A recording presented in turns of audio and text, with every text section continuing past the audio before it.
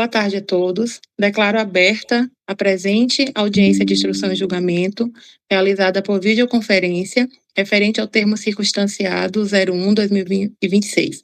Solicita ao escrivão que proceda à chamada das partes.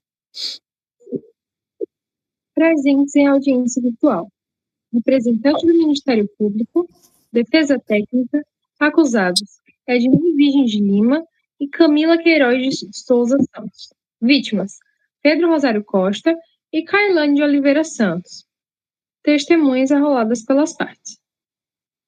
Registro a presença das partes. Esclareço que a presente audiência será conduzida observando os princípios da oralidade, simplicidade, informalidade, economia processual e celeridade nos termos da Lei 9.099 de 95. As testemunhas deverão permanecer incomunicáveis até o momento das suas oitivas, mantendo câmera ligada durante seus depoimentos.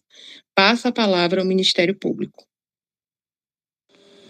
Excelência, o Ministério Público, com fundamento nos elementos informativos constantes do termo circunstanciado número 01 de 2026, oferece denúncia em face de Ednei Virgens de Lima Júnior e Camila Queiroz de Souza Santos, já qualificado nos autos pela prática do crime previsto no artigo 129 caput do Código Penal. Consta dos autos que, no dia dos fatos, no estacionamento de uma academia localizada nesta cidade, os denunciados envolveram-se em uma discussão com as vítimas Pedro Rosário Costa e Cailane Oliveira Santos, ocasião em que passaram a agredi-las fisicamente. Segundo apurado, o denunciado Ednei Virgens de Lima Júnior desferiu um soco no rosto da vítima Pedro Rosário Costa, causando-lhe hematomas e escoriações. Da mesma forma, a denunciada Camila Queiroz de Souza Santos empurrou e agrediu fisicamente a vítima Cailane de Oliveira Santos, ocasionando-lhe lesões leves. As condutas foram praticadas de forma livre e consciente, causando ofensa à integridade física das vítimas. Diante do exposto, o Ministério Público requer o recebimento da denúncia, o regular prosseguimento da instrução criminal e, ao final, a condenação dos denunciados nas sanções do artigo 129 caput do Código Penal. Recebo a denúncia por preencher os requisitos legais e não verificar a hipótese de rejeição liminar nos termos da Lei 9.099 de 95. Passaremos à instrução processual. Passaremos neste momento a oitiva das vítimas. Informe seu nome completo e se possui relação de parentesco ou amizade com as partes. Pedro Rosário Costa, Excelência. Não possuo parentesco algum com as partes. O senhor se compromete a dizer a verdade sobre os fatos? Sim. Senhor Pedro, o que aconteceu no dia dos fatos? Eu estava no estacionamento da academia com a Cailane, quando começou uma discussão com os acusados, e durante essa confusão, o senhor Ednei acabou me deferindo um soco no rosto. E o senhor sofreu alguma lesão? Sim. Fiquei com alguns hematomas e escoriações. Satisfeita, Excelência. Seu Pedro, a discussão, o senhor se recorda quem iniciou? Não, doutora. Houve troca de provocações entre todas as partes. E o senhor se recorda de empurrar ou ameaçar alguém? Não. Houve empurra-purra. Satisfeita, Excelência. Encerrada a oitiva da primeira vítima, passaremos à oitiva da segunda vítima. Informe seu nome completo e se possui relação de parentesco ou amizade com as partes. Cailane de Oliveira Santos, não possui parentesco, Excelência. A senhora se compromete a dizer a verdade sobre os fatos? Sim. Senhora Cailane, o que a senhora presenciou no dia do fato? Houve uma discussão no estacionamento da academia e durante a confusão, Camila me empurrou. E com esse empurrão, a senhora sofreu alguma lesão? Fiquei com dores no braço e alguns hematomas. Satisfeita, Excelência. A senhora também participou da discussão? Sim, todos estavam envolvidos. E a senhora se recorda de empurrar alguém durante a discussão ou não? Houve empurra-purra entre ambas as partes. Satisfeita, Excelência. Encerrada a oitiva das vítimas, passaremos à oitiva da testemunha rolada pela acusação. Informe seu nome completo e se possui relação de parentesco ou amizade com as partes. Me chamo Larissa Samile Lima de Oliveira e não possuo nenhum tipo de parentesco nem amizade com nenhuma das partes. Na verdade, eu só trabalho na academia onde ocorreram os fatos. A testemunha se compromete a dizer a verdade sobre os fatos? Sim. Senhora Larissa, a senhora estava presente no momento que a confusão aconteceu? Sim, eu estava próxima ao estacionamento organizando a entrada dos veículos. Pode nos dizer o que a senhora presenciou? Houve uma confusão entre os acusados e as vítimas e todos estavam bem alterados e discutindo em voz alta.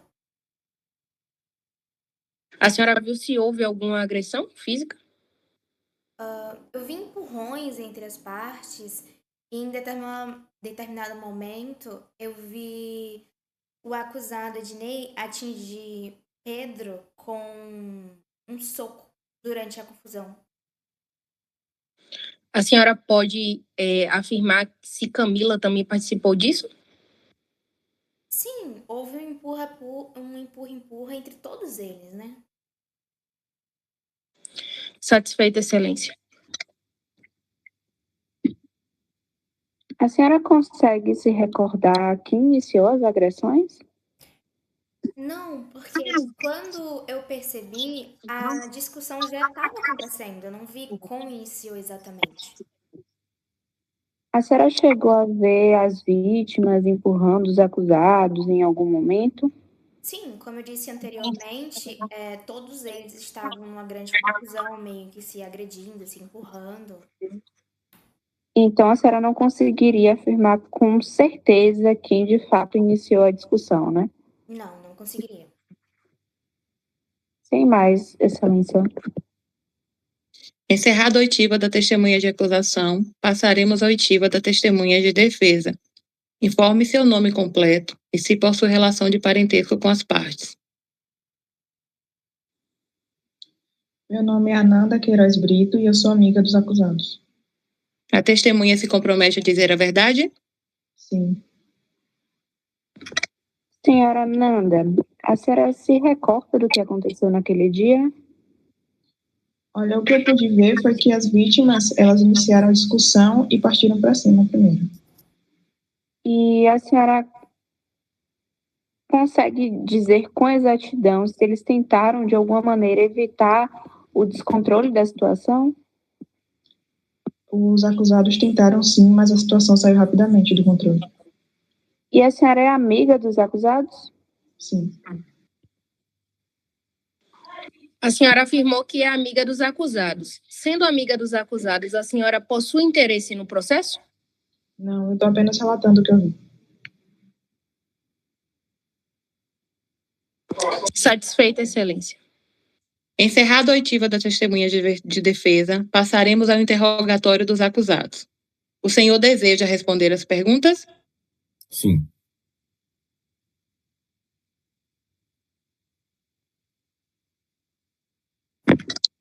O senhor se recorda de ter agredido Pedro Rosário Costa?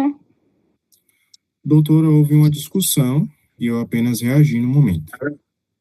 E havia alguma intenção de causar lesão a ele? Não, só me defendi. Satisfeita, excelência.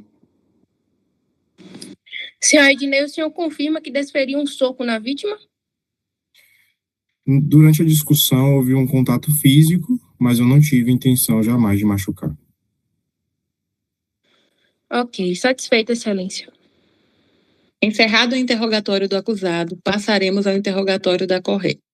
A senhora deseja responder as perguntas? Sim. Senhora Camila, a senhora se recorda de ter empurrado a senhora Kailane? Não, eu não empurrei e ela que veio pra cima de mim primeiro. Mas a senhora tinha alguma intenção de machucá-la? Não, não tinha intenção nenhuma de machucá-la. Tem mais, excelência. Senhora Camila, a senhora confirma que houve agressão física? Houve discussão e um empurra-empurra de ambas as partes. Satisfeita, Excelência. Encerrada a instrução processual, passo aos debates orais. Excelência, a materialidade e autoria delitivas encontram-se demonstradas pela prova oral produzida em audiência e pelos demais elementos constantes no termo circunstanciado.